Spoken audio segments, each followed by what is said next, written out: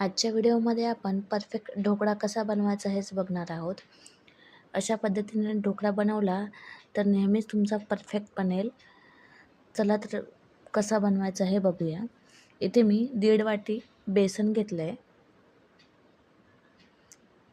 अर्धी वाटी रवा घेतला आहे, थोडी साखर टाकली आहे, चवीनुसार मीठ टाकायचं आहे, थोडी हिंग घालायचं आहे, थोडी हळद घालायची आहे, हळद थोडी जास्तच घालायची आहे. यानंतर आपण जेव्हा मिक्सरला फिरवू तेव्हा त्याच्यामध्ये जेवढं लागणार तेवढं पाणी टाकायचं आहे. हे बघा मिक्सरला काढून झालं आहे.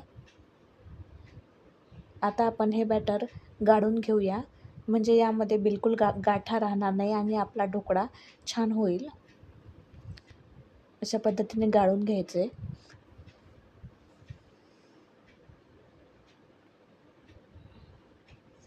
व्हिडिओमध्ये दाखवल्याप्रमाणेच करायचे.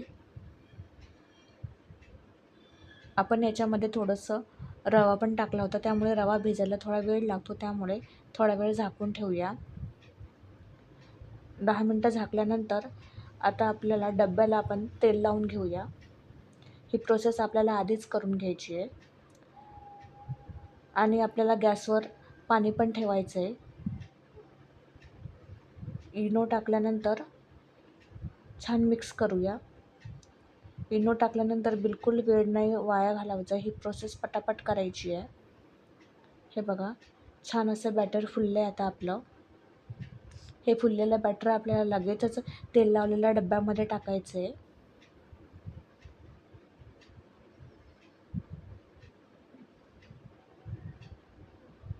आता हे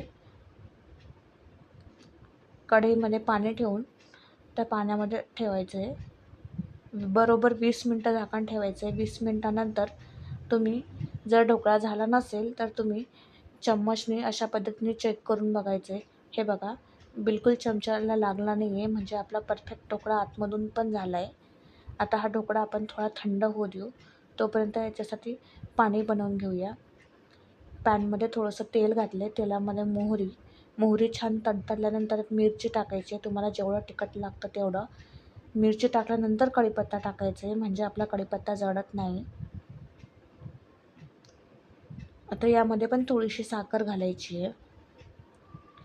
थोडीशी साखर नंतर थोडंसं पाणी घालायचं आहे. तुम्हाला पाणी जेवढं पाहिजे तेवढं टाका आणि छान उकळी काढून घेतली आहे. आता इकडे आपला ढोकळा थंड झाला आहे.